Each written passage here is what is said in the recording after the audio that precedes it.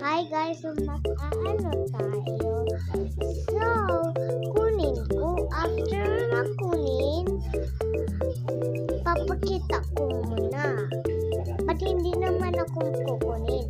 Ang ayan. Ito na. Kaya ako nag-aano dito. Baka bago lang ito. Puntahin ko muna ika dyan. Okay? Okay. Wait lang po.